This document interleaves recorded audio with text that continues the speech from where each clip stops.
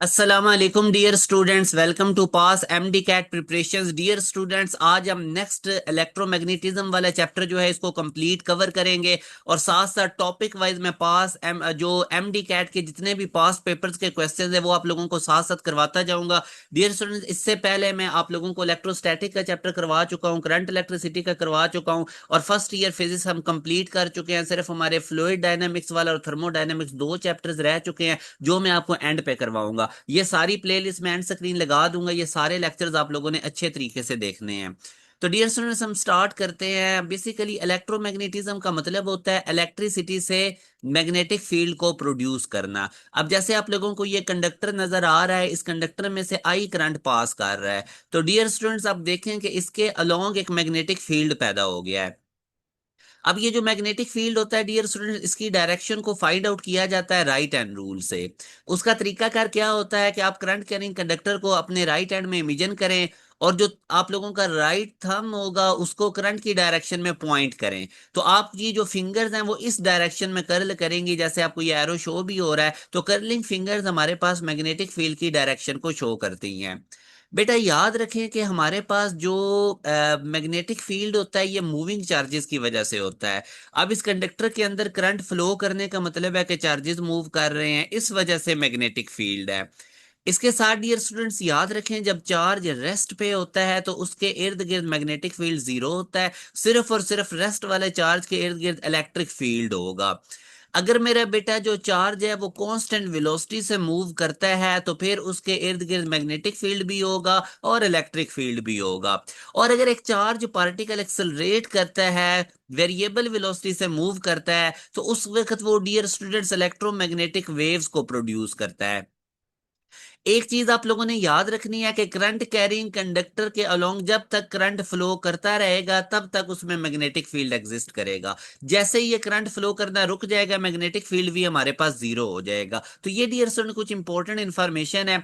अच्छा, डॉट का मतलब होता है आउट ऑफ द प्लेन। अब ये अगर डॉट है तो उसका मतलब है करंट बाहर की तरफ हमारी तरफ आ रहा है। तो आप हमारी तरफ थंब करें, जिधर करंट है आप अपनी तरफ थंब करें, तो कर्लिंग फिंगर जो आपको मैग्नेटिक फील्ड की डायरेक्शन बताएंगी। और क्रॉस का मतलब होता है कि करंट इनटू द प्लेन है, कि जो करंट है वो इनटू द प्लेन जा रहा है। तो आप थंब इनटू द प्लेन करेंगे तो कर्लिंग फिंगर्स आप लोगों के पास ये डायरेक्शन शो करेंगी मैग्नेटिक फील्ड की।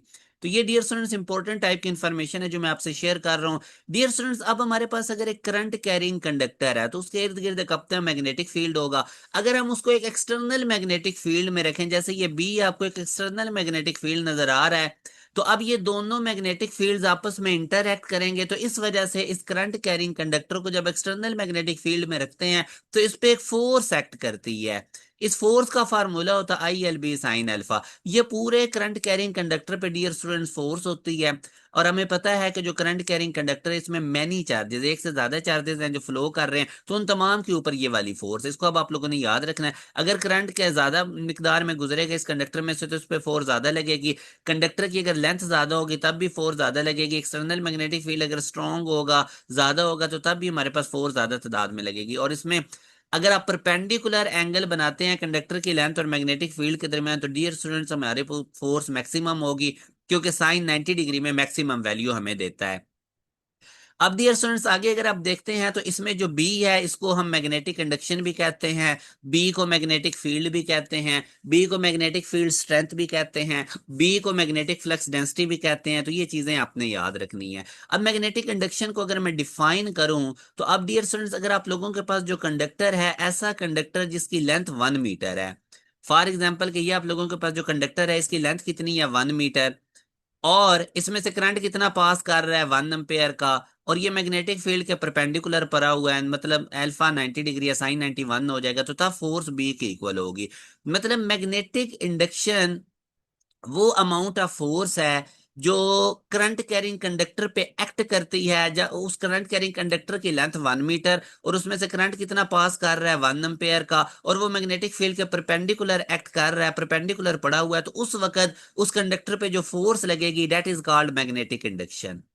ठीक हो गया। तो ये फोर्स होती है जो एक्ट करती है 1 मीटर लेंथ के कंडक्टर पे जब वो राइट एंगल में पड़ा हो मैग्नेटिक फील्ड के साथ और 1 एम्पेयर का करंट उसमें से पास करे। मेरे बेटे याद रखें एस आई यूनिट हमारे पास मैग्नेटिक इंडक्शन का टेस्ला होता है, और ये टेस्ला जो होता है, और अदर यूनिट हमारे पास जो मैग्नेटिक इंडक्शन का है वो गॉस होता है। इसको भी आप लोगों ने नोट रखना है। एक टेस्ला के अंदर 10⁴ गाज होते हैं और 1 गाज के अंदर 10⁻⁻⁴ टेस्ला होते हैं। डियर स्टूडेंट्स याद रखें अगर आप लोगों जिस जिस एंगल पे साइन जीरो होगा वहां पे उस करंट कैरिंग कंडक्टर पे एक्सटर्नल मैग्नेटिक फील्ड में फोर्स भी जीरो होगी। अब डियर स्टूडेंट साइन हमारे पास जीरो होता है 0 डिग्री में, साइन 180 डिग्री में भी जीरो होता है, साइन 360 डिग्री में भी जीरो होता है। तो अगर ये वाले एंगल हमारे पास current carrying conductor external magnetic field में बना रहा है तो हमारे पास जो फोर्स है वो क्या होगी, जीरो होगी, उस पर फोर्स एक्ट नहीं करेगी। मैक्सिमम फोर्स उस वक्त एक्ट करेंगी जब current carrying conductor magnetic field के साथ 90 डिग्री का एंगल बनाए, साइन 91 हो जाएगा। तो मैक्सिमम फोर्स का formula dear students I L B है। तो यहां से आप लोगों ने एक रिलेशन याद रखना है। अगर मैं इस करंट कैरिंग कंडक्टर फोर्स के फार्मूला में आई एल बी की जगह एफ मैक्सिमम पुट करूं, क्योंकि I L B F maximum के इक्वल है, तो ये फार्मूला बन जाएगा F equal to X maximum into sine alpha. तो this is very important type of formula जिसके अंदर आप लोगों को सिंपल फोर्स और मैक्सिमम फोर्स के दरमियान रिलेशन को बताया जाएगा। अब बेटा मैं आप लोगों को नेक्स्ट मूव करवाता हूं, बस ये रिलेशन आपने याद रखना है सिंपल फोर्स और मैक्सिमम फोर्स के दरमियान। उसके बाद बेटा हमसे इसमें से क्वेश्चन पूछा जाता है कि किस एंगल पे हम करंट कैरिंग कंडक्टर को एक्सटर्नल मैग्नेटिक फील्ड में रखें कि उस पे जो फोर्स लगे वो मैक्सिमम फोर्स का हाफ लगे। तो आप लोगों ने वो रिलेशन यूज करना है फोर्स और मैक्सिमम फोर्स के दरमियान जो है। इसमें अब हमने देखना है कि किस एंगल पे हम फोर्स रखें, किस एंगल पे हम करंट कैरिंग कंडक्टर को रखें कि उस पे जो फोर्स है वो मैक्सिमम फोर्स का हाफ हो। तो इस फोर्स की जगह हमने क्या लिख देना है, मैक्सिमम फोर्स का हाफ। आगे ये रिलेशन आ गया, एफ मैक्सिमम से कट जाएगा, साइन अल्फा 1/2 के इक्वल आएगा। और किस एंगल में ये हमारे पास 1/2 वैल्यू देता है वो 30 डिग्री में। तो 30 डिग्री के ऊपर अगर आप करंट कैरिंग कंडक्टर को एक्सटर्नल मैग्नेटिक फील्ड में रखेंगे तो वो हमारे पास जो उस पे फोर्स लगेगी वो मैक्सिमम फोर्स का हाफ होगी। बेटा मैग्नेटिक फ्लक्स उसी तरह इलेक्ट्रिक फ्लक्स के तरह ही होता है कि कितनी मैग्नेटिक लाइंस हमारे पास एक सरफेस में से पास करती हैं और वो सरफेस परपेंडिकुलर होनी चाहिए मैग्नेटिक फील्ड के, इसको हम फ्लक्स कहते हैं। मैग्नेटिक फ्लक्स का सिंबल बेटा फाई बी होता है, इसको भी आप नोट रखें। और जिस तरह इलेक्ट्रिक फ्लक्स ई ए cos थीटा होता है तो मैग्नेटिक फ्लक्स में इलेक्ट्रिक फील्ड की जगह बी आ जाएगा मैग्नेटिक फील्ड। इसी तरह मेरे बेटे इसका जो यूनिट होता है मैग्नेटिक फ्लक्स का वो आप लोगों ने निकाल लेना है। हमें पता है कि F equal to I L B sine alpha होता है, साइन अल्फा का तो कोई यूनिट नहीं होता, उसको हम रहने देते हैं। तो यहां से आप अगर बी का आप यूनिट बेटा निकालते हैं तो ये एफ ओवर आई एल आएगा। अब देख सकते हैं बी हमारे पास क्या आ जाएगा, F over I L. Force का यूनिट न्यूटन, करंट का यूनिट एम्पेयर और लेंथ का यूनिट मीटर। तो ये न्यूटन पर एम्पेयर मीटर हमारे पास आ गया, न्यूटन पर एम्पेयर मीटर। तो यहां से अब आप देख सकते हैं कि हमारे पास जो बी का यूनिट है वो न्यूटन पर एम्पेयर मीटर है और साथ एरिया का मीटर स्क्वायर, 1 मीटर मीटर से कट जाएगा तो न्यूटन मीटर पर एम्पेयर हमारे पास मैग्नेटिक फ्लक्स का यूनिट आएगा। और इसको वेबर भी कहते हैं। वेबर किसके इक्वल होता है, न्यूटन मीटर पर एम्पेयर के। उसके बाद बेटा मैग्नेटिक फ्लक्स डेंसिटी क्या होती है, ये बी मैग्नेटिक फ्लक्स डेंसिटी है। एरिया अगर आप मैग्नेटिक फ्लक्स से डिवाइड कर दें तो magnetic flux per unit area that is called magnetic flux density. इसको आपने नोट रखना है, magnetic flux per unit area ये हमारे पास बेटा मैग्नेटिक फ्लक्स डेंसिटी होती है, इसको आप लोगों ने नोट रखना है। अब उसके बाद अगर आप देखें तो हमारे पास मैक्सिमम मैग्नेटिक फ्लक्स कब होगा, मिनिमम मैग्नेटिक फ्लक्स कब होगा।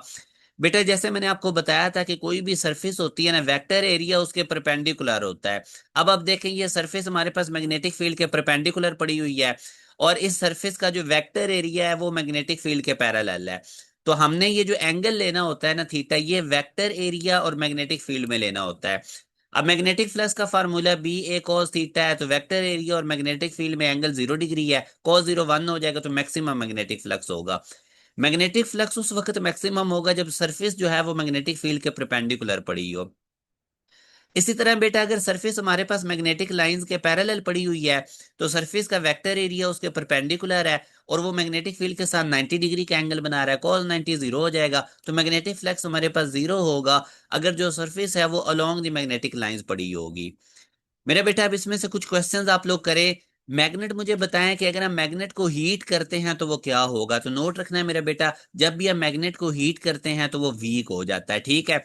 अच्छा, इसके अलावा अब नेक्स्ट क्वेश्चन इसको देखें आप लोग, मैग्नेटिक फ्लक्स और फ्लक्स डेंसिटी, ये इनका क्या रिलेशन है?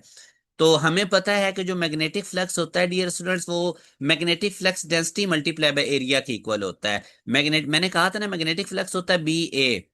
तो मैग्नेटिक फ्लक्स के बी बी हमारे पास फ्लक्स डेंसिटी भी होता है और ए एरिया। तो फ्लक्स डेंसिटी को जब एरिया से मल्टीप्लाई करते हैं तो वो हमारे पास क्या बन जाता है? Magnetic flux. ये जो बी है ना, मैग्नेटिक फ्लक्स डेंसिटी, ये फ्लक्स पर यूनिट एरिया होती है। और यहां से अगर आप एरिया को मल्टीप्लाई कर दे मैग्नेटिक फ्लक्स डेंसिटी से तो वो मैग्नेटिक फ्लक्स बन जाएगा। यहां से डियर स्टूडेंट, ये इंपॉर्टेंट टाइप का क्वेश्चन, इसको पहले आप लोग ट्राई करें वीडियो को पॉज करके, कि magnetic lines of force inside bar magnet कैसे होती हैं। यहाँ पे अक्सर बच्चे मिस्टेक करते हैं। मेरे बेटे, अगर आप बार मैग्नेट में आपके सामने रखूँ ना, तो ये देखें, ये नॉर्थ पोल से मैग्नेटिक लाइंस निकल रही हैं और साउथ पोल में जा रही हैं। तो आउटसाइड अगर हम बात करें तो magnetic lines of force north pole से निकलती हैं, साउथ पोल की तरफ जाती हैं। मगर इनसाइड अगर बार मैग्नेट देते हैं तो magnetic lines of force south pole से नॉर्थ की तरफ जाती हैं। यानी magnetic lines of force north pole से साउथ पोल की तरफ जाती हैं मगर एक्सटर्नली, और इनसाइड बार मैग्नेट देखें तो साउथ पोल से नॉर्थ की तरफ जाती हैं। तो यहां से वो इनसाइड बार मैग्नेट पूछ रहा था, तो ये हमारे पास साउथ पोल से नॉर्थ पोल की तरफ जाती हैं। डेल्टा राइट आंसर है। बेटा, मैग्नेट के बारे में आप लोगों ने याद रखना, बार मैग्नेट हमारे पास ये होता है कि इसका नॉर्थ पोल होता है और दूसरा साउथ पोल होता है। और अगर आप इसको कट कर देते हैं ना, तो फिर एक टिनी बार मैग्नेट बन जाते हैं, यानी एक उसका नॉर्थ पोल बन जाएगा और एक साउथ पोल बन जाएगा। ऐसे नहीं होता कि आप बार मैग्नेट को कट करें तो नॉर्थ पोल अलग हो जाए, साउथ पोल अलग हो जाए। इसको कट करेंगे तो फिर एक और टिनी बार मैग्नेट बन जाएगा, एक उसका नॉर्थ पोल होगा और एक साउथ पोल। आपको बार मैग्नेट का कैसे पता चलता है? आप कोई भी मैग्नेट है उसको फ्रीली सस्पेंड कर दे तो वो अर्थ के नॉर्थ और साउथ पोल को पॉइंट करेगा। यहां से हमें पता चल जाएगा। अगर आप लोगों ने मैग्नेट को वीक करना हो, डीमैग्नेटाइज करना हो, तो उसके लिए हम उसकी हैमरिंग करते हैं, उसको हीट करते हैं। तो ये डिफरेंट वेज हमारे पास होते हैं बहरहाल। अब बेटा, ये वाला अगर आप क्वेश्चन देखो ना, तो इसमें वो आपसे पूछ रहा है, at a distance of 10 centimetre from a long straight wire current carrying the magnetic field is 0.04 Tesla. ठीक है, magnetic field is 0.04 Tesla. At a distance of 40 centimetre the magnetic field is. हमारे पास वैसे ये करंट कैरिंग कंडक्टर है एक, और इसके इर्द गिर्द हमें पता है कि ये एक मैग्नेटिक फील्ड पैदा हो जाता है। अब ये जो जितना आप इस करंट कैरिंग कंडक्टर से दूर जाएंगे ना, आर बढ़ाते जाएंगे, उतना हमारे पास जो मैग्नेटिक फील्ड है वो वीक होता जाएगा। तो इनका आपस में इनवर्स रिलेशन है। अगर 10 सेंटीमीटर के फासले पे, अगर 10 सेंटीमीटर के फासले पे एक मैग्नेटिक फील्ड हमारे पास है, 10 सेंटीमीटर के फासले पे हमारे पास बी की कोई ना कोई वैल्यू होगी। अगर आप ये डिस्टेंस 4 टाइम बढ़ा देते हैं, 10 की बजाय 40 सेंटीमीटर कर देते हैं, यानी आपने आर को 4 टाइम बढ़ा दिया है, तो मेरा बेटा, अगर आप लोगों ने आर को 4 टाइम बढ़ा दिया तो मैग्नेटिक फील्ड आपका 1/4 टाइम कम हो जाएगा।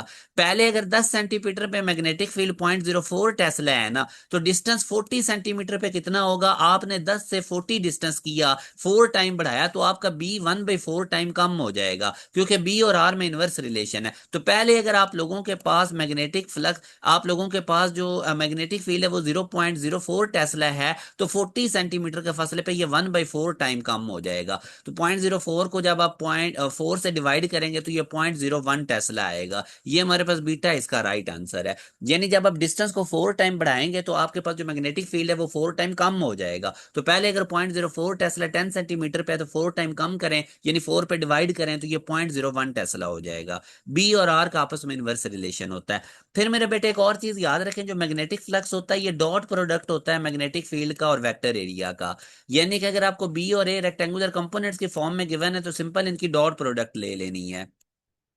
जैसे अब इधर अगर आप देखें ना, तो आपके पास मैग्नेटिक फील्ड ये है 40I-18 के, और ये जो आप लोगों के पास एरिया है ना, ये हमारे पास वाई जी प्लेन में पड़ा हुआ है। अब हमें पता है कि अगर सरफेस वाई जी प्लेन में है तो उसका वेक्टर एरिया उसके परपेंडिकुलर है।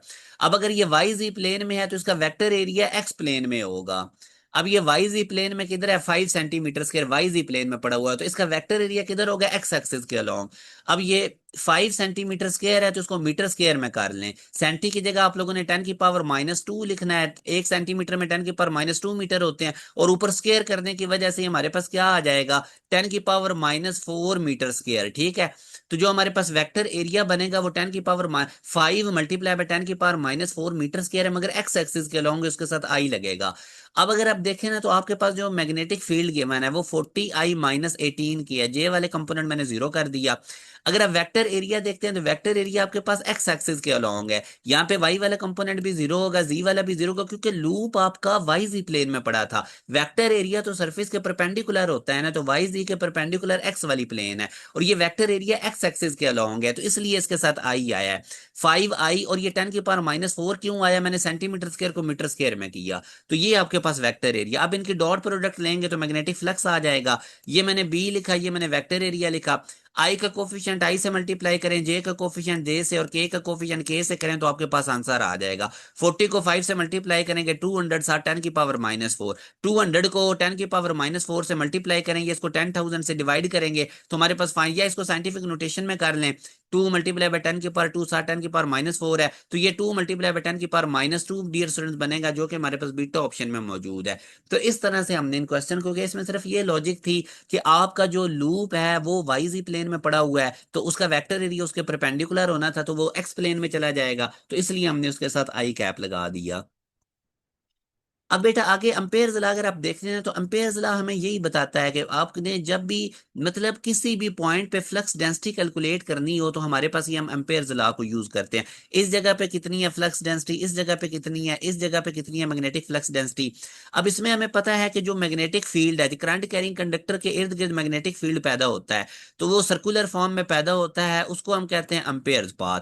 फिर मेरे बेटा आपको पता है कि ये जो बी है मैग्नेटिक फील्ड, ये करंट के डायरेक्टली प्रोपोर्शनल है, जितना ज्यादा करंट पास करेगा उतना इसमें से मैग्नेटिक फील्ड होगा, ठीक है। और डिस्टेंस के ये इनवर्सली प्रोपोर्शनल है, जितना ज्यादा डिस्टेंस पे जाएंगे उतना बी हमारे पास कम हो जाएगा, तो इनको मैं कंबाइन करूंगा तो B directly proportional I over R बनेगा। डायरेक्टली का साइन हटाऊंगा तो म्यू नॉट ओवर 2 पाई, मेरे बेटा ये मेरे पास कांस्टेंट आएगा, ठीक है। और इसको म्यू नॉट को हम कहते हैं परमिबिलिटी या फ्री स्पेस, और इसकी वैल्यू डियर स्टूडेंट्स 4 पाई 10⁻⁷ वेबर पर एम्पेयर मीटर होती है, ठीक है। ये भी आप लोगों ने याद रखनी है, परमेबिलिटी या फ्री स्पेस 4 पाई 10⁻⁷, और इसका यूनिट होता है weber per ampere per metre, ये आप लोगों ने नोट रखना है, ठीक है। Weber per ampere per metre. यहां से अब आप लोगों को मैंने बताया कि बी डायरेक्टली प्रोपोर्शनल आई के है। अगर आप लोगों को दो करंट कैरिंग कंडक्टर्स के मैग्नेटिक फील्ड को कंपेयर करना पड़े डिस्टेंस को सेम रखते हुए, तो B1/B2 इक्वल हो जाएगा I1/I2 के, ठीक है। और अगर आप लोगों को दो मैग्नेटिक फील्ड को कंपेयर करना पड़े at a particular distance current को सेम रखते हुए, तो हमें पता है बी और आर का इनवर्स रिलेशन है, तो B1/B2 ये इक्वल हो जाएगा R2/R1 के, ठीक है। ये वाला रिलेशन भी याद रखना है आप लोगों ने। तो ये दो मेरा बेटा आप लोगों ने रिलेशन याद रखने हैं मैग्नेटिक फील्ड की रेशियोज के करंट और डिस्टेंस की फॉर्म में। अब आगे हमारे पास आ जाता है magnetic field due to current carrying solenoid. तो मैग्नेटिक फील्ड, अब जाहिर है हमारे पास इसकी शेप्स डिफरेंट होती रहती हैं, करंट कैरिंग कंडक्टर में ये और तरह से मैग्नेटिक फील्ड होगा। अब बेटा याद रखो, ये आप लोगों के पास एक सोलिनॉइड है, कोई भी वायर है उसको आप किसी कोर पे वाउंड कर दे तो वो सोलिनॉइड बन जाती है। पॉजिटिव टर्मिनल का मतलब है कि इधर से करंट एंटर हो रहा है और ये इस तरह फ्लो कर रहा है। अब करंट कैरिंग सोलिनॉइड सोलिनॉइड में से इस तरह से करंट फ्लो कर रहा है। तो मेरा बेटा याद रखना कि करंट कैरिंग सोलिनॉइड के इर्द गिर्द भी मैग्नेटिक फील्ड होता है, और ये बार मैग्नेट बन जाती है। Current carrying solenoid bar magnet बन जाती है। इसकी मैं आपको डायरेक्शन भी बताता हूँ किस तरह से निकालनी है। हम राइट हैंड में इमेजिन करते हैं कि हमने करंट कैरिंग सोलेनोइड पकड़ा हुआ है। हम जो फिंगर्स होती हैं वो करंट की डायरेक्शन में कर्ल करते हैं, तो जो हमारा राइट थंब होता है वो नॉर्थ पोल की तरफ पॉइंट करता है। यानी जहां से मैग्नेटिक लाइंस ऑफ फोर्स बाहर निकल रही होती हैं वहां पे नॉर्थ पोल होता है, और जिस जैसे magnetic lines of force enter हो रही होती हैं वहां पे साउथ पोल होता है। तो इसमें बेटा याद रखें कि हमारे पास जो बार मैग्नेट है उसका नॉर्थ और साउथ पोल होते हैं। जो करंट कैरिंग सोलिनाइड है इसका जो बी है वो एक्सिस ऑफ सोलिनाइड के पैरेलल होता है। अब देखें ना, ये करंट कैरिंग सोलिनाइड और ये इसका एक्सिस है, तो इसके पैरेलल है हमारे पास मैग्नेटिक फील्ड। उसके बाद इनसाइड जो सोलिनाइड है उसके इर्द गिर्द जो मैग्नेटिक फील्ड है वो म्यू नॉट एन आई होता है, इसको भी नोट रखें। करंट कैरिंग सोलिनाइड के इनसाइड मैग्नेटिक फील्ड, अब देखो ना, करंट कैरिंग कंडक्टर के अक्रॉस फोर्स का फार्मूला था ILB sin θ, और इसी तरह एक मैग्नेटिक फ्लक्स का आपने फार्मूला पढ़ा, और एक करंट कैरिंग सोलिनाइड होती है। अब उस करंट कैरिंग सोलिनाइड के अंदर कितना मैग्नेटिक फील्ड है उसका फार्मूला होता है mu naught N I. I से मुराद करंट है, एन से मुराद number of turn per unit length है, कि उसकी यूनिट लेंथ के अंदर कितने नंबर ऑफ टर्न है, और म्यू नॉट में आपको बता आया हूं परमीबिलिटी या फ्री स्पेस होता है। मेरे बेटा अगर सोलिनाइड की टोटल लेंथ एल है तो small N number of turn per unit कैसे निकलेंगे, सोलिनाइड की टोटल नंबर ऑफ टर्न्स को अगर आप डिवाइड कर देते हैं उसकी लेंथ से, ठीक है, तो आप लोगों ने मेरा बेटा ये वाला फार्मूला इसका याद रखना है कि जो स्मॉल एन है वो कैपिटल एन ओवर एल के इक्वल होता है। टोटल कितने नंबर ऑफ टर्न्स है उसको टोटल लेंथ से डिवाइड कर दें तो वो आपके पास number of turn per unit length आएगा। अब इनसाइड सोलिनाइड बेहतर ये होता है कि आपने फार्मूला पढ़ा था ना, म्यू नॉट एन आई, इस स्मॉल एन को number of turn per unit length को कैपिटल एन ओवर एल से रिप्लेस कर दो, तो ये फार्मूला आपने करंट कैरिंग सोलिनाइड के इनसाइड जो मैग्नेटिक फील्ड होता है उसका याद रखना है, mu naught N over L into I. Capital N से मुराद सोलिनाइड पे टोटल कितने नंबर ऑफ टर्न है, टोटल लेंथ कितनी है सोलिनाइड की, उसमें से करंट कितना पास कर रहा है। म्यू नॉट मैंने आपको बता दिया परमेबिलिटी ऑफ फ्री स्पेस। ये जी इसका करंट डायरेक्शन मैग्नेटिक फील्ड की फाइंड आउट करने का तरीका कार है कि करंट कैरिंग सोलिनाइड में से जिस डायरेक्शन में करंट है, अब आप देखिए उसने ये फिंगर्स उधर की हुई हैं कर, और ये जो थंब है ये बता रहा है कि इधर से मैग्नेटिक लाइंस बाहर को निकलेंगी, वहां पे नॉर्थ पोल होगा, और जिधर को जाएंगी वहां पे साउथ पोल होगा। तो ये तरीका कार होता है करंट कैरिंग सोलिनाइड की वजह से मैग्नेटिक फील्ड की डायरेक्शन निकालने के लिए। मेरे बेटे याद रखें जो मैग्नेटिक फील्ड होता है ना हमारे पास, वो उसी वक्त एग्जिस्ट करता है जब तक कि हमारे पास करंट फ्लो करता रहता है, ठीक है। डायरेक्शन मैंने तरीका कर मैंने बता दिया है कि राइट हैंड रूल को कैसे डिफाइन करना है। इनसाइड सोलिनाइड हमारे पास मैग्नेटिक फील्ड की वैल्यू है mu naught N over L into I. मेरा बेटा आप लोगों ने ना इधर से दो सोली करंट कैरिंग सोलिनाइड की वजह से मैग्नेटिक फील्ड के कंपैरिजन के लिए ये रिलेशन याद रखना है, B one over B two ये इक्वल होगा N one over N two multiply by L two over L one. ये क्यों ऐसे रिलेशन बना, क्योंकि अगर आप देखें तो बी एन के डायरेक्टली प्रोपोर्शनल है और जो बी है वो लेंथ के इनवर्सली प्रोपोर्शनल है, ठीक है। तो इसलिए हमारे पास B one over B two ये एन वन के इक्वल है और बी टू एन टू के इक्वल है। बी वन के नीचे एल वन आ जाएगा और बी टू के ऊपर एल टू आ जाएगा, ठीक है। तो ये रिलेशन आप लोगों ने याद रखना है। आउटसाइड सोलिनाइड मेरा बेटा मैग्नेटिक फील्ड जीरो होता है, और एजेस के ऊपर अगर आप सोलिनाइड के एजेस के ऊपर जाएंगे तो इनसाइड जितना मैग्नेटिक फील्ड है वो उसका हाफ हो जाएगा। इनसाइड मैग्नेटिक फील्ड हमारे पास करंट कैरिंग सोलिनाइड का म्यू नॉट एन आई होता है, या एन को आप एन ओवर एल भी लिख सकते हैं, तो इसका हाफ हो जाएगा एजेस पे। और सोलिनाइड के आउटसाइड हमारे पास मैग्नेटिक फील्ड जीरो होता है। मेरा बेटा जब दो करंट कैरिंग कंडक्टर में सेम डायरेक्शन में करंट जा रहा होगा ना तो वो एक दूसरे को अट्रैक्ट करेंगे, सेम डायरेक्शन में करंट जा रहा है तो अट्रैक्ट करेंगे, और अगर यही इन दोनों करंट कैरिंग कंडक्टर में से अपोजिट डायरेक्शन में करंट जा रहा है तो मेरे बेटे एक दूसरे को रिपेल करेंगे। अब मैं आपको सेम डायरेक्शन का केस समझाता हूँ, ये देखो इसमें से ऊपर को करंट जा रहा है तो ये इसके इर्द गिर्द मैग्नेटिक फील्ड पैदा हो गया। इस कंडक्टर करंट कैरिंग कंडक्टर में भी ऊपर को करंट जा रहा है, तो जो मैंने स्टार्ट में आपको बताया था कि करंट कैरिंग कंडक्टर हो तो उसके इर्द गिर्द सर्कल की फॉर्म में मैग्नेटिक फील्ड पैदा होता है। अब अगर आप देखें तो इसमें मैग्नेटिक लाइंस ऊपर को जा रही हैं, दरमियान में मैग्नेटिक लाइंस इधर नीचे को आ रही हैं, तो इधर ये मैग्नेटिक फील्ड एक दूसरे को कैंसिल करेगा। यहाँ पे मैग्नेटिक फील्ड की वैल्यू कम होगी दोनों करंट कैरिंग कंडक्टर के दरमियान में, और बाहर को ज्यादा होगी, तो इसलिए ज्यादा मैग्नेटिक फील्ड से कम मैग्नेटिक फील्ड की तरफ दोनों पे फोर्स लगेगी और ये एक दूसरे को अट्रैक्ट करेंगे। इसी तरह जब अपोजिट डायरेक्शन में जा रहा होगा तो ये रिपेल करेंगे, वो केस अब आपने देखना है। तो ये दोनों फैक्ट याद रखें, ये पूछे जाते हैं। फिर मेरा बेटा अगर हमारे पास कोई सिमेट्रिकल ज्योमेट्री है, सिमेट्रिकल ज्योमेट्री होती है जो सर्कल की तरह है या स्क्वायर की तरह है या रेक्टेंगल की तरह है, उसके अंदर जितना करंट एंटर हो रहा होगा उतने ही करंट अगर उसमें से लीव कर जाता है तो तब सेंटर पे बी जीरो होगा। फॉर एग्जांपल मेरे पास ये एक स्क्वायर है, लेट्स सपोज इसमें 2 एम्पेयर का करंट एंटर होता है और 2 एम्पेयर का करंट ही इसमें से लीव कर जाता है, तो इस केस में मेरा बेटा याद रखें कि इसके सेंटर पे बी जीरो होगा। जितने भी सिमेट्रिकल शेप हैं अगर जितना करंट एंटर हो रहा है उतना करंट ही लीव हो रहा है तो उनके सेंटर के ऊपर हमारे पास बी क्या हो जाता है, जीरो। अब मेरे बेटे ये कुछ क्वेश्चंस हैं, इनको आप लोगों ने ट्राई करना है। ये वाला क्वेश्चन अब आप लोग ट्राई करें वीडियो को पॉज करके। अब बेटा इस क्वेश्चन में अगर आप देखें ना तो वो कहता है कि एक सोलिनाइड है उसकी लेंथ एल है और उसको कट करते हैं दो इक्वल पार्ट्स में, तो मैग्नेटिक फील्ड हमारे पास कितना होगा। तो अब आप देखें, अगर आप लोगों ने इसको देखें ट्राई करें, मैं आपके सामने फार्मूला लेकर आता हूँ, ये फार्मूला है। अब आप कहेंगे कि लेंथ को दो इक्वल पार्ट में अगर हम कर रहे हैं तो लेंथ इसकी क्या हो रही है, हाफ, तो मैग्नेटिक फील्ड डबल हो जाएगा। ऐसे ही है ना, तो मैक्सिमम बच्चे डबल पे टिक कर देंगे। मगर मेरा बेटा याद रखो कि नंबर ऑफ टर्न्स और लेंथ में डायरेक्ट रिलेशन है। अगर आपने लेंथ को हाफ किया, एक सोलिनाइड थी, अगर आपने उसकी लेंथ को हाफ किया तो नंबर ऑफ टर्न्स भी तो हाफ हो जाएंगे, हाफ हाफ से कट जाएगा, तो मैग्नेटिक फील्ड जो है सोलिनाइड का उस पर कोई फर्क नहीं पड़ेगा, वो सेम रहेगा। इस तरह मेरा बेटा आप लोगों के कॉन्सेप्ट क्लियर होने चाहिए, तभी आप लोगों ने ये एमडी कैट फिजिक्स में पूरे मार्क्स लेने हैं 36/36। और इस लेक्चर सीरीज का पर्पस भी ये है कि आप लोगों ने टॉप करना है इंशाल्लाह।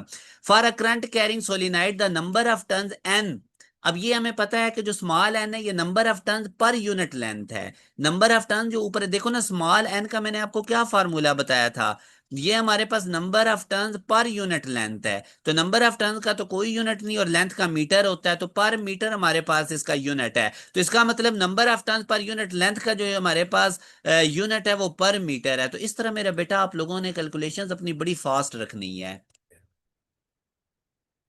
अब बेटा नेक्स्ट क्वेश्चन आप लोग देखें। नेक्स्ट हमारे पास टॉपिक है force on a moving charge in magnetic field. Force F होती है, मूविंग चार्ज मतलब चार्ज क्यू, मूविंग मतलब वेलोसिटी, मैग्नेटिक फील्ड मतलब बी। तो इसलिए इसका फार्मूला हमारे पास डियर स्टूडेंट बनेगा F equal to Q into V cross B. अब करंट कैरिंग कंडक्टर पे आपने मैग्नेटिक फील्ड में रखने पे फोर्स का फार्मूला पढ़ा था F equal to I into L cross B. और सिंगल चार्ज पार्टिकल जब मैग्नेटिक फील्ड में मेरा बेटा मूव करेगा तो उस पे जो फोर्स लगेगी वो F equal to Q into V cross B होगी। क्यू उस पे चार्ज, वी उसकी वेलोसिटी, बी मैग्नेटिक फील्ड। इसका मतलब अगर चार्ज पार्टिकल पे चार्ज ही नहीं है, उसको बेशक मैग्नेटिक फील्ड में मूव करवाएं, उस पर कोई फोर्स नहीं लगेगी। क्यू जीरो तो फोर्स भी जीरो। जैसे न्यूट्रॉन है, न्यूट्रॉन को मैग्नेटिक फील्ड में रखे मूव करवाएं, उस पर फोर्स नहीं लगेगी। अगर चार्ज पार्टिकल रेस्ट पे है, वी जीरो है, तो तब भी मैग्नेटिक फोर्स जीरो हो जाएगी। और अगर चार्ज पार्टिकल मैग्नेटिक फील्ड में मूव ही नहीं कर रहा, बी जीरो है, तब भी फोर्स जीरो हो जाएगी। और क्रॉस की वजह से साइन आएगा, तो साइन थीटा जिस जिस एंगल पे जीरो है वहां पे magnetic force zero. For example sine 0 degree पे जीरो होता है। आप एक चार्ज पार्टिकल सोलिनाइड के एक्सिस के अलोंग मूव करवाएं, तो सोलिनाइड का जो मैग्नेटिक फील्ड है वो तो होते ही along the axis of solenoid है, चार्ज पार्टिकल भी उधर ही मूव कर रहा है, तो इन दोनों के दरमियान एंगल कितना हो जाएगा, वी और बी में। चार्ज पार्टिकल की वेलोसिटी और सोलिनाइड के एक्सिस का जो मैग्नेटिक फील्ड है वो 0 डिग्री होगा। तो हमारे पास जो मैग्नेटिक फोर्स है वो भी क्या हो जाएगी, जीरो। तो मेरा बेटा जो फोर्स है ये क्रॉस प्रोडक्ट है वी और बी का। इसलिए जो क्रॉस प्रोडक्ट होता है वो हमारे पास क्या होता है, परपेंडिकुलर होता है अपने दोनों गिवन वेक्टर्स की प्लेन के। मेरे बेटे याद रखो, अगर v और b एक्स वाई प्लेन में है तो जो इन पे फोर्स लगेगी वो z प्लेन के अंदर होगी। ये चीजें मेरा बेटा आप लोगों ने बड़ी नोट रखनी है। अब बेटा नेक्स्ट आप याद रखें कि जो डायरेक्शन होती है ना फोर्स की, वो राइट हैंड रूल से हम फाइंड आउट करते हैं पॉजिटिव चार्जेस के लिए, और अगर नेगेटिव चार्ज होगा तो उसके लिए लेफ्ट हैंड रूल होगा। मेरे बेटे याद रखें, जो ये फोर्स होती है ना सिंगल चार्ज के ऊपर, जब वो मैग्नेटिक फील्ड में मूव करता है उस पर एक्ट करती है, तो वो बेसिकली परपेंडिकुलर होती है वी और बी के। वी भी अगर एक्स वाई प्लेन में है तो ये जी प्लेन में लगेगी, और इसको राइट हैंड रूल से हम फाइंड आउट करते हैं। उसके बाद ये मैंने आपको बता दिया कि लेफ्ट चार्ज, जो नेगेटिव चार्ज होगा उसके लिए हम सेम तरीका लगाएंगे मगर लेफ्ट हैंड रूल। अब ना ये राइट हैंड रूल को आप मेरा बेटा समझ लें। जो पहले आपको पता होना चाहिए कि आप किसकी डायरेक्शन फाइंड आउट कर रहे हैं। जब single charge particle magnetic field में मूव करता है ना मेरा बेटा, उस पे जो फोर्स का मैग्नीट्यूड है वो तो इस फार्मूला से निकलेगा, Q V B sine theta. मगर उसकी जो डायरेक्शन होती है ना फोर्स की, वो आप लोगों ने राइट हैंड रूल से निकालनी है। राइट हैंड का जो पाम है वो उधर करना है जिधर मैग्नेटिक फील्ड है। चार्ज पार्टिकल जिधर मूव कर रहा है उधर आप लोगों ने उधर फिंगर्स कर लेनी है, मतलब वेलोसिटी की डायरेक्शन में फिंगर। और ये जो आपका थंब होगा ये मैग्नेटिक फोर्स की डायरेक्शन बताएगा। मेरे बेटे मैं दोबारा रिपीट करता हूं, जिधर चार्ज पार्टिकल मूव कर रहा होगा उधर राइट हैंड की फिंगर्स अगर वो पॉजिटिव है, पाम मैग्नेटिक फील्ड की तरफ, और थंब फोर्स बताएगा। ठीक हो गया। अब ये फोर्स जीरो कब कब होगी, मैंने आपको बताया जब थीटा 0 डिग्री हो या 180 डिग्री हो, वहां पे साइन जीरो हो जाएगा, फोर्स भी जीरो हो जाएगी। अगर चार्ज पार्टिकल रेस्ट पे है या उस पे चार्ज ही नहीं है तो तब भी हमारे पास फोर्स क्या हो जाएगी, जीरो, और चार्ज पार्टिकल जो पाथ है वो स्ट्रेट ही रहेगा।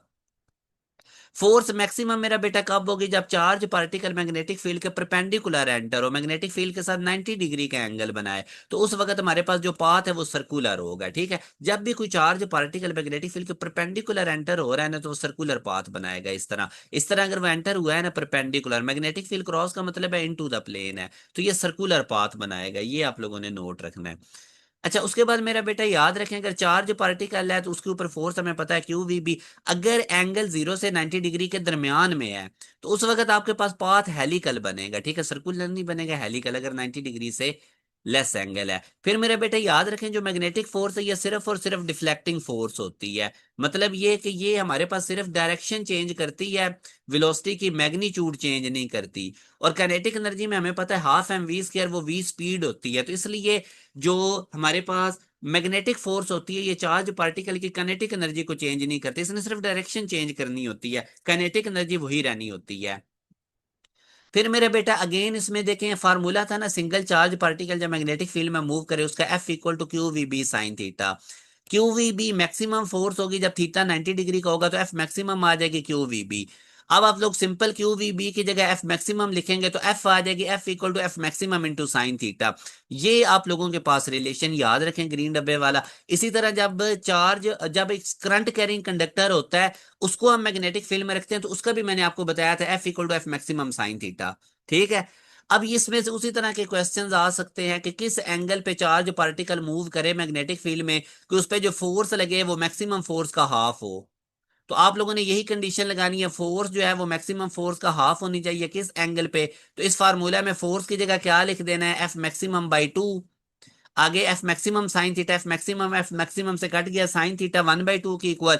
तो साइन थीटा किस एंगल में 1/2 देता है, 30 डिग्री। साइन 30 डिग्री 1/2 होता है ना, तो अगर चार्ज पार्टिकल 30 डिग्री के एंगल पे मैग्नेटिक फील्ड में एंटर होगा तो मेरा बेटा उस पे जो फोर्स लगेगी वो मैक्सिमम फोर्स का हाफ होगी। अब ये कुछ क्वेश्चंस हैं, इनको आप देखें। जिस तरह वो कह रहा है कि एक प्रोटॉन है वो मूव कर रहा है with the velocity of 3 multiply by 10 की पर 7 मीटर पर second in the direction of uniform magnetic field of 0.5 Tesla, force कितनी होगी प्रोटॉन पे। अब काफी बच्चे हैं जो इसकी कैलकुलेशन करने लग जाएंगे, वो कहेंगे जी जी हमें पता है फोर्स का फार्मूला क्या था, F equal to Q V B sine theta. Q proton का चार्ज पुट करेंगे जो इलेक्ट्रॉन जितना ही होता है, वी पुट करेंगे बी पुट करेंगे, कैलकुलेशन लग जाएंगे। मेरा बेटा वो देखो कह रहा है कि जिधर मैग्नेटिक फील्ड है उधर ही चार्ज पार्टिकल मूव कर रहा है, और अगर चार्ज पार्टिकल मैग्नेटिक फील्ड की डायरेक्शन में मूव करेगा तो थीटा जीरो हो जाएगा, साइन जीरो जीरो, तो फोर्स कितनी हो जाएगी, जीरो। सिंपल, इसका जीरो आंसर है। मैंने यही बताया था ना कि चार्ज पार्टिकल मैग्नेटिक फील्ड के अलोंग जाए या अपोजिट जाए, एंटी पैरेलल, दोनों केसेस में मैग्नेटिक फोर्स उस पर एक्ट ही नहीं करेगी। साइन जीरो में भी जीरो होता है, साइन 180 में भी जीरो होता है। उसके बाद मेरे बेटे ये बड़ा इंपॉर्टेंट टाइप का कॉन्सेप्ट है, इसको अब आप लोगों ने समझना है, ये क्यू है, ठीक है, F over Q. Motion of a charge particle in an electric and magnetic field. हमने चार्ज पार्टिकल को एक ऐसे रीजन में से पास करवाना है जहां पे इलेक्ट्रिक फील्ड भी है और मैग्नेटिक फील्ड भी है। अब इलेक्ट्रिक फील्ड किधर है, जैसे ये ऊपर पॉजिटिव प्लेट है नीचे नेगेटिव प्लेट है, तो रेड लाइंस आपको इलेक्ट्रिक फील्ड लाइंस नजर आ रही हैं, तो ये इलेक्ट्रिक फील्ड है। और ये जो क्रॉस लिखा हुआ आपको नजर आ रहा है ये मैग्नेटिक फील्ड है। क्रॉस का क्या मतलब है, ये हमारे पास क्या है, मैग्नेटिक फील्ड। जब हम चार्ज पार्टिकल मेरा बेटा एक ऐसे रीजन में से पास करेगा जहां पे इलेक्ट्रिक फील्ड भी है मैग्नेटिक फील्ड भी है, तो उस पर ये दोनों फोर्सेस एक्ट करेंगी। उस पर जो नेट फोर्स एक्ट करेगी वो सम होगी इलेक्ट्रिक फोर्स का भी मैग्नेटिक फोर्स का भी, that is called Lorentz force. Electric force Q E होता है, क्योंकि देखो इलेक्ट्रिक फील्ड होता है फोर्स पर यूनिट चार्ज, और यहां से फोर्स कितनी आ जाएगी, क्यू ई के इक्वल। एफ की जगह आप एम में भी लिख सकते हो, तो ये M A equal to Q E बनेगी। तो हमारे पास जो एक्सेलरेशन है वो क्यू ई ओवर एम बन जाएगा, ठीक है। इसी तरह मेरा बेटा याद रखें कि अगर अब जो मैग्नेटिक फोर्स है वो अभी आपने पढ़ा था Q into V cross B होती है, तो ये दोनों बार हमारे पास क्या हो जाएगा, इसके ऊपर क्या एक्ट करेंगी, फोर्सेस एक्ट करेंगी। अच्छा, अब जहां पर इलेक्ट्रिक और मैग्नेटिक फोर्स आपस में इक्वल होंगे, फॉर एग्जांपल ये चार्ज पार्टिकल एक ऐसे रीजन में से पास कर रहा है जहां पे इलेक्ट्रिक फोर्स भी इस पे लग रही है मैग्नेटिक फोर्स भी लग रही है, और अगर ये दोनों फोर्सेस इक्वल हैं, इक्वली लग रही हैं, तो आप इलेक्ट्रिक फोर्स को मैग्नेटिक फोर्स के इक्वल रखें, क्यू क्यू से कट जाएगा तो ई इक्वल टू वी भी आ जाएगा, और यहां से आप वी निकाल लेंगे ई ओवर बी। ये बेसिकली वेलोसिटी सिलेक्टर मेथड होता है, इसकी बेस पे इलेक्ट्रिक और मैग्नेटिक फील्ड की रेशियो की बेस पे हम चार डिफरेंट वेलोसिटीज वाले चार्ज पार्टिकल्स को सेपरेट कर लेते हैं। तो ये रिलेशन याद रखें, ये इंपॉर्टेंट है। मेरा बेटा अगर चार्ज पार्टिकल मूव करता है ऐसे रीजन में से जहां इलेक्ट्रिक और मैग्नेटिक फील्ड मौजूद है, इलेक्ट्रिक फील्ड की डायरेक्शन डाउनवर्ड है और magnetic field cross cross magnetic field की डायरेक्शन शो कर रहा है इनटू द मोबाइल या इनटू द प्लेन, जो भी आप इनटू द। अच्छा, अब अगर एंटर होने वाले चार्ज पार्टिकल की जो वेलोसिटी है वो इलेक्ट्रिक और मैग्नेटिक फील्ड की रेशियो से ज्यादा है, यानी जो भी आपने ये इलेक्ट्रिक और मैग्नेटिक फील्ड अप्लाई किया हुआ है इसकी कोई ना कोई रेशियो होगी। अगर चार्ज पार्टिकल इसमें एंटर होता है तो इस चार्ज पार्टिकल की वेलोसिटी इलेक्ट्रिक और मैग्नेटिक फील्ड की रेशियो से ज्यादा है, तो फिर मेरा बेटा क्या काम होगा। अब देखो मैग्नेटिक फोर्स होती है क्यू वी बी हमारे पास, मैग्नेटिक फोर्स क्या होती है, क्यू वी बी।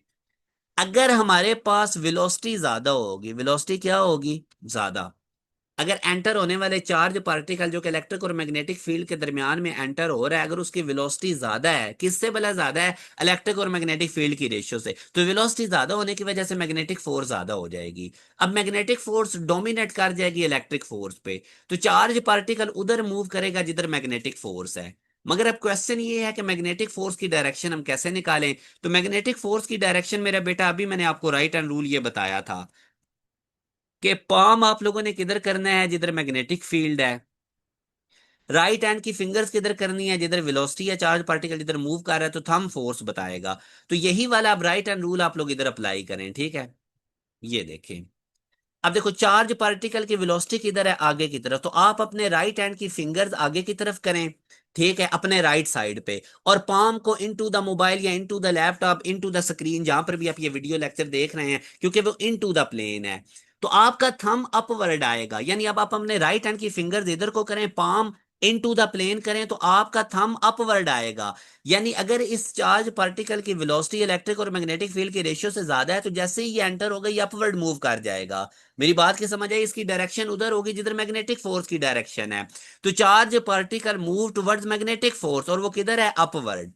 इसी तरह मेरा बेटा, अगर जो चार्ज पार्टिकल एंटर हो रहा है, इसकी जो वेलोसिटी है वो इलेक्ट्रिक और मैग्नेटिक फील्ड की रेशियो से कम है, जितना भी इलेक्ट्रिक फील्ड है, जितना भी मैग्नेटिक फील्ड है, उसकी रेशियो से क्या है, कम है। तो फिर हम क्या कम करेंगे, अब चूंकि वेलोसिटी कम है तो मैग्नेटिक फोर्स कम हो जाएगी, इसका मतलब इलेक्ट्रिक फोर्स डोमिनेट करेगी, और इलेक्ट्रिक फोर्स की डायरेक्शन होती है पॉजिटिव प्लेट से नेगेटिव प्लेट की तरफ। तो अब जब मेरा बेटा ये चार्ज पार्टिकल इस केस में एंटर होगा, जब इसकी वेलोसिटी इलेक्ट्रिक और मैग्नेटिक फील्ड की रेशियो से कम है, तो ये डाउनवर्ड मूव कर जाएगा, क्योंकि अब डाउनवर्ड हमारे पास इलेक्ट्रिक फील्ड इलेक्ट्रिक फोर्स की डायरेक्शन है, ठीक है। उसके बाद अगर ये चार्ज पार्टिकल जो एंटर हो रहा है, इसी केस में इलेक्ट्रिक फील्ड भी मौजूद है, मैग्नेटिक फील्ड भी मौजूद है, अब चार्ज पार्टिकल एंटर हो रहा है इस रीजन में, इस तरह से कि इसकी वेलोसिटी इलेक्ट्रिक और मैग्नेटिक फील्ड की रेशियो के इक्वल है, तो उस केस में बेटा ये सीधा पास कर जाएगा, इस पे कोई भी नेट फोर्स एक्ट नहीं करेगी। तो ये मेरा बेटा कुछ केसेस हैं, आप लोगों ने इनको अच्छे तरीके से देखना है। उसके बाद ये चार्ज टू मास रेशियो हमारे पास इलेक्ट्रॉन की आ जाती है, ये भी बेसिकली चार्ज पार्टिकल की जो मैग्नेटिक फील्ड में मोशन है ना, उसी के साथ ये टॉपिक लिंक करता है, और ये बहुत ज्यादा इंपॉर्टेंट टॉपिक है, आपने बड़ा तवज्जो से इसको समझना है। अब बेटा अगर आप देखें ना, तो ये चार्ज पार्टिकल जब इस मैग्नेटिक फील्ड में एंटर होगा ना, और मैग्नेटिक फील्ड क्रॉस का मतलब है इन टू द प्लेन है, यानी ऊपर नॉर्थ पोल है, अंदर कहीं साउथ पोल है, magnetic line into the plane जा रही हैं। अब ये परपेंडिकुलर जब एंटर होगा ना, तो ये सर्कुलर पाथ में मूव करेगा। तो इसका मतलब ये है मेरा बेटा, ये मैग्नेटिक फोर्स है चार्ज पार्टिकल पे जो एक्ट कर रही है। अब थीटा 90 डिग्री है, क्योंकि वी और बी के दरमियान 90 डिग्री का एंगल है, साइन 91 हो जाएगा, और क्यू की जगह मैं ई लिख लेता हूँ, क्योंकि इलेक्ट्रॉन है जो एंटर हो रहे हैं, लेट्स सपोज। अब ये जो मैग्नेटिक फोर्स है ये सेंट्रीपिटल फोर्स प्रोवाइड करेगी। मेरे बेटे देखो ना, जब चार्ज पार्टिकल इस मैग्नेटिक फील्ड में एंटर होगा परपेंडिकुलरली, तो इस पे मैग्नेटिक फोर्स एक्ट करेगी, वो इसको सर्कल में मूव करवाएगी, तो magnetic force centripetal force provide कर रही है। कोई भी चीज सर्कल में तभी मूव करती है जब उस पर सेंट्रीपिटल फोर्स एक्ट करती है। तो मैंने मैग्नेटिक फोर्स को सेंट्रीपिटल फोर्स के इक्वल रखा, तो यहां से मेरा बेटा मैंने इनको आर को उधर जाके मल्टीप्लाई कर दिया, एक वी से कट गया, तो ई बाई एम मैंने साइड पे कर ली। तो चार्ज टू मास रेशियो मेरे पास इक्वल आ जाएगी वेलोसिटी के टर्म में V over B R. R circular path का रेडियस है, बी मैग्नेटिक फील्ड है, वी चार्ज पार्टिकल की वेलोसिटी है। अब मैं चार्ज टू मास रेशियो निकालना चाहता हूँ वोल्टेज की फॉर्म में। अब हमें पता है जो वोल्टेज होता है वो डब्ल्यू ओवर क्यू होता है। ये इलेक्ट्रॉन की बीम अगर आपने मूव करवानी है मैग्नेटिक फील्ड की तरफ, तो आप पोटेंशियल डिफरेंस अप्लाई करेंगे, और वो जो पोटेंशियल डिफरेंस है वो वी है, वी इक्वल होता है डब्ल्यू ओवर क्यू के। और डब्ल्यू हमारे पास काइनेटिक एनर्जी बन जाएगी जब चार्ज पार्टिकल मूव करेंगे, तो क्यू की जगह ई लिख दें, तो ये वी ई के इक्वल आया। काइनेटिक एनर्जी की जगह आप हाफ एम वी स्क्वायर लिख लें, और यहाँ से वी को सेपरेट कर लें। तो ये मेरा बेटा याद रखो चार्ज पार्टिकल की वेलोसिटी का फार्मूला होता है। इसके बाद मेरा बेटा अगर आप ये v की वैल्यू इधर प्लग इन करेंगे इक्वेशन वन में, तो फाइनल रिलेशन ये आएगा। ये दोनों इक्वेशन अब याद रखें जिन पे मैंने टेक किया है। वेलोसिटी की फॉर्म में चार्ज टू मास रेशियो का formula v over B R, और वोल्टेज की फॉर्म में 2v over B square R square. ये दोनों आपने याद रखने। कुछ अब चीजें याद रखें, न्यूट्रॉन के लिए charge to mass ratio zero होती है। क्यों जीरो होती है? क्योंकि न्यूट्रॉन पे चार्ज ही जीरो होता है। उसके बाद मेरा बेटा charge to mass ratio electron की सबसे ज्यादा होती है। जिस चीज का मास कम होगा उसकी चार्ज टू मास रेशियो सबसे ज्यादा होगी, क्योंकि चार्ज टू मास रेशियो मास के इनवर्सली प्रोपोर्शनल है। इलेक्ट्रॉन का मास सबसे कम है, उसकी चार्ज टू मास रेशियो सबसे ज्यादा। प्रोटॉन की अल्फा पार्टिकल से ज्यादा, क्योंकि अल्फा पार्टिकल का मास ज्यादा होता है, इसलिए उसकी चार्ज टू मास रेशियो सबसे कम होती है। तो ये इनका कंपैरिजन भी याद रखना है आप लोगों ने। उसके बाद मेरा बेटा आप लोगों को पता है कि जब चार्ज पार्टिकल मैग्नेटिक फील्ड के परपेंडिकुलर एंटर होगा तो वो सर्कल बनाएगा। उस सर्कल का रेडियस निकालने का भी रिलेशन आपको पता होना चाहिए। ये मैग्नेटिक फोर्स है जो हमें सेंट्रीपिटल फोर्स प्रोवाइड कर रही है, तो इधर से मैं आर को सेपरेट करूंगा, मेरा बेटा, तो आप देखेंगे तो रेडियस हमारे पास जो आएगा इस इलेक्ट्रॉन बीम का वो M V over Q B है। क्यू से मुराद चार्ज है, बी से मुराद मैग्नेटिक फील्ड है, और मेरे बेटा एम वी मोमेंटम है। जितना चार्ज पार्टिकल का मोमेंटम ज्यादा होगा उतना उसका रेडियस भी ज्यादा होगा। ये बड़ा इंपॉर्टेंट है, इसमें से एमसीक्यूज पास पेपर में आया था कि रेडियस पी के डायरेक्टली प्रोपोर्शनल होता है। उसके बाद बेटा आप लोगों को मैंने बताया था V equal to W over Q, हमारे पास एक रिलेशन होता है। W हमारे पास काइनेटिक एनर्जी बन जाती है। W को मैं साइड पे करूं तो half M V square equal to Q V, ये इस रिलेशन से मैंने लिखा है। इधर से मेरा बेटा अगर आप देखें तो मैं दोनों तरफ अगर m से मल्टीप्लाई कर देता हूं तो ये M square V square equal to Q V M, और यहां से मेरा बेटा अगर आप 2 उधर जाके मल्टीप्लाई कर दें, M square V square square खत्म करने के लिए दोनों तरफ रूट लें, तो एम वी की जो ये वैल्यू आई है 2 QV इंटू एम रूट, इसको आप लोगों ने इधर एम वी की जगह पुट कर देना है, इधर आप लोगों ने एम वी की जगह पुट कर देना है, तो फाइनल रेडियस का ये रिलेशन आएगा। अब आप लोगों ने परेशान नहीं होना, इतने फार्मूलाज हम कैसे याद रखेंगे। एक रेडियस का ये फार्मूला याद रखें, और दूसरा मैंने ये जो बताया है आर इक्वल होता है M V over Q B के, बस ये दो चीजें याद रखें। यहां से हमें पता चला कि रेडियस वेलोसिटी के भी डायरेक्टली प्रोपोर्शनल है। जितना चार्ज पार्टिकल की वेलोसिटी ज्यादा होगी रेडियस बड़ा बनेगा। मोमेंटम के भी डायरेक्टली प्रोपोर्शनल है, और मोमेंटम आगे काइनेटिक एनर्जी के डायरेक्टली प्रोपोर्शनल होता है। एक और कॉन्सेप्ट याद रखें जी, ये जो रेडियस होता है ये कर्वेचर या बेंडिंग के इनवर्सली प्रोपोर्शनल है।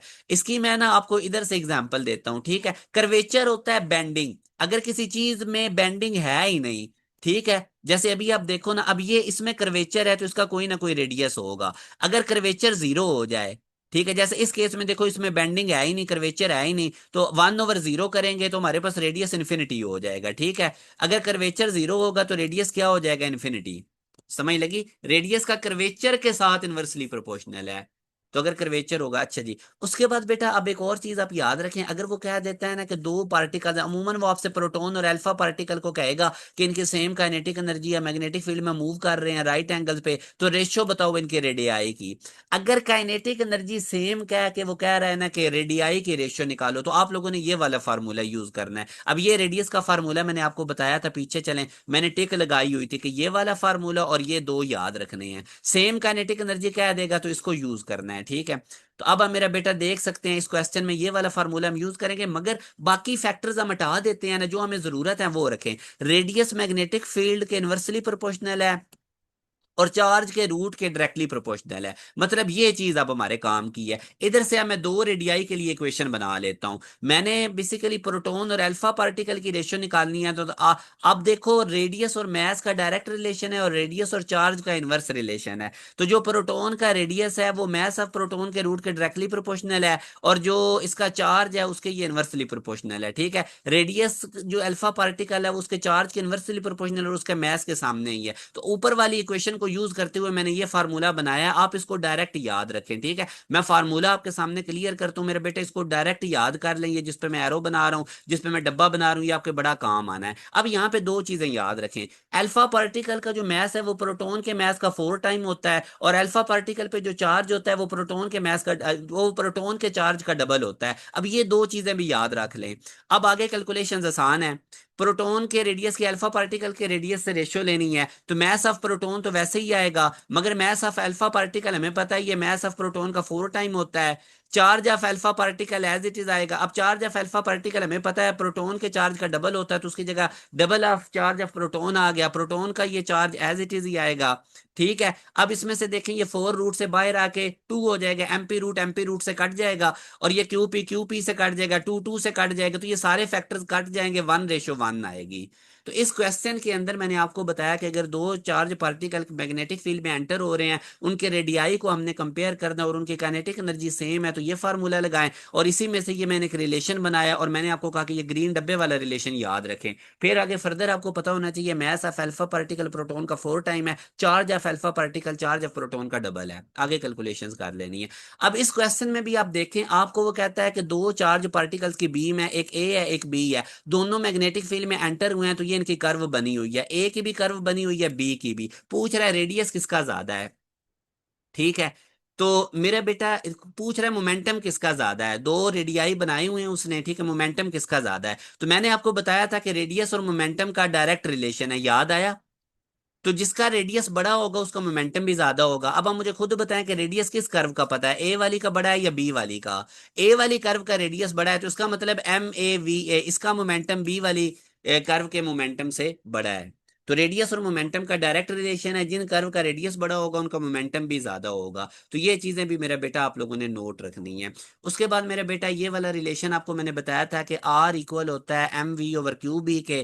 तो यहाँ से आप इसको थोड़ा सा, अगर मैं एम वी को साइड पे करता हूँ और वी की जगह पे मैं आर ओमेगा पुट करता हूँ, तो इधर मैं वी की जगह आर ओमेगा पुट करूंगा तो ये रिलेशन बनेगा। आर आर से मेरा बेटा कट जाएगा तो omega Q B over M आएगा। ओमेगा हमें पता है 2 पाई अपॉन टाइम पीरियड होता है और ओमेगा एंगुलर फ्रीक्वेंसी होती है चार्ज पार्टिकल की। यहां से ये भी याद रखें ओमेगा एम के इनवर्सली प्रोपोर्शनल है। ठीक है। तो प्रोटॉन की एंगुलर फ्रीक्वेंसी कम होगी इलेक्ट्रॉन से, क्यों? क्योंकि प्रोटॉन का मास ज्यादा है। उसके बाद मेरा बेटा ओमेगा को रिप्लेस कर दें 2 पाई अपॉन टाइम पीरियड से और ये क्यू बी ओवर एम के इक्वल है। यहां से आप लोग क्रॉस मल्टीप्लाई करके टी को निकाल लें तो ये टाइम पीरियड है। ठीक है। एक चार्ज पार्टिकल जब मैग्नेटिक फील्ड में परपेंडिकुलर एंटर होता है तो एक पूरा सर्कल बनाने में उसको कितना टाइम लगता है, that is called time period. और इसका रेसिप्रोकल कर दो तो वो फ्रीक्वेंसी आ जाएगी, यानी फ्रीक्वेंसी 1 अपॉन टाइम पीरियड है तो वो क्यूब बी ओवर 2 पाई एम हो जाएगी। इसको साइक्लोट्रॉन फ्रीक्वेंसी कहते हैं। ठीक है। ये नहीं, ये बताती है कितने नंबर ऑफ साइकिल्स एक सेकंड में बन रहे हैं। ओमेगा नंबर ऑफ रेडियंस पर सेकंड बताती है। ठीक है। टाइम पीरियड और फ्रीक्वेंसी मेरा बेटा वेलोसिटी ऑफ चार्ज पार्टिकल और रेडियस पे डिपेंड नहीं करते। ये एमसीक्यूज वो आपसे पूछ सकता है। क्योंकि अगर आप देखो ना टाइम पीरियड के फार्मूला में ना वी नजर आ रहा है ना आपको रेडियस नजर आ रहा है, फ्रीक्वेंसी के फार्मूला में भी आपको वेलोसिटी और रेडियस नहीं नजर आ रहा, तो इन दोनों ये इंडिपेंडेंट होते हैं। ठीक है। अच्छा, उसके बाद अब ये कुछ पास पेपर्स के क्वेश्चंस है मेरा बेटा, इनको आप देख लें। वो कहता है कि एक प्रोटॉन है और एक अल्फा पार्टिकल है, वो मैग्नेटिक फील्ड में एंटर हो रहे हैं राइट एंगल पे, तो विद सेम वेलोसिटी के साथ। तो अल्फा पार्टिकल का time period as compare to proton कितना होगा?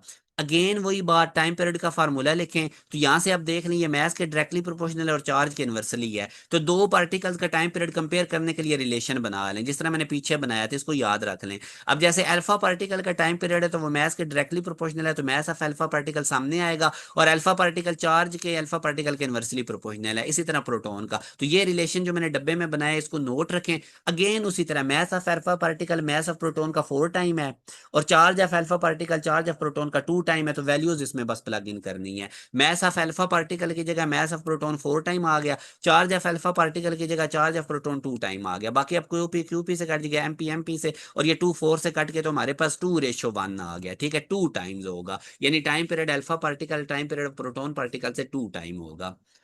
और मेरा बेटा आगे आप लोग ये भी देख लें कि अगर आपके पास मैग्नेटिक फील्ड है ना इस तरह राइट साइड पे जा रहा और एक चार्ज पार्टिकल एक एंगल थीटा बना के मैग्नेटिक फील्ड में एंटर हो रहा है, तो मेरा बेटा आप इस वेलोसिटी के दो कंपोनेंट्स बनाएंगे, एक मैग्नेटिक फील्ड के परपेंडिकुलर होगा और एक इसके पैरेलल होगा। तो जो कंपोनेंट मैग्नेटिक फील्ड के पैरेलल होगा वो वी कॉस थीटा बन जाएगा और जो इसके परपेंडिकुलर होगा वो वी साइन थीटा बन जाएगा। ठीक है। तो V cos theta along the B या ये वाला वी कॉस थीटा है। ठीक है। सॉरी, ये वी साइन थीटा है।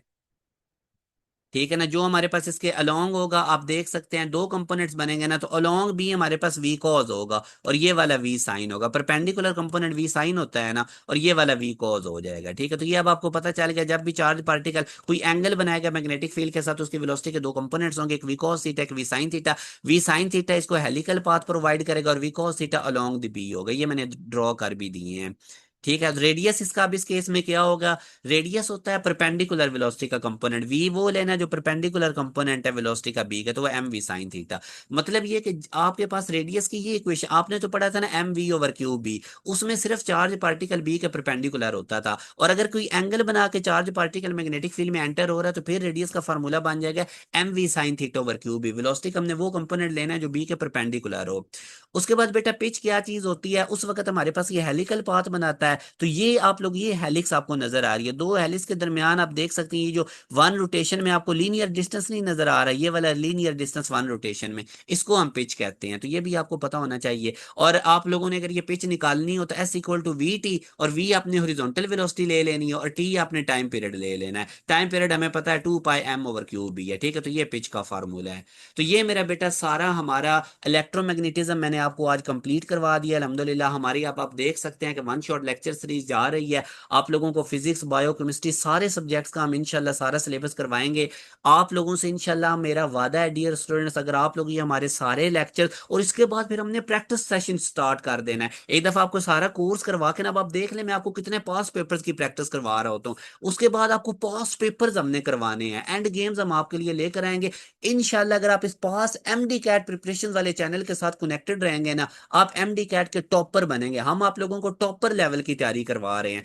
दोस्तों के साथ भी ये लेक्चर शेयर करें, ये सारा कंटेंट आपने कवर करने, इसको सब्सक्राइब करें, बेल नोटिफिकेशन ऑन करें, ताकि जो भी वीडियो है वो आपको टाइमली मिले। हमारा एम ही यही है कि हमने इस चैनल पे आप लोगों को टॉपर बनाना है, ठीक है। एंड करीब हम अपनी कम्युनिटी भी बना देंगे, आपके साथ लिंक शेयर कर देंगे, वो भी आप ज्वाइन करें। वहां पे आप लोगों के साथ हम नोट्स वगैरह भी शेयर करेंगे इंशाल्लाह। अक्टूबर से पहले पहले डियर स्टूडेंट्स आप लोगों को बेतहाशा relevant content new MDCAT के अकॉर्डिंग हमारे चैनल पे मिलेगा और फ्री ऑफ कॉस्ट मिलेगा। अपना ख्याल रखिएगा, दुआ में याद रखिएगा बहुत ज्यादा। अल्लाह हाफिज।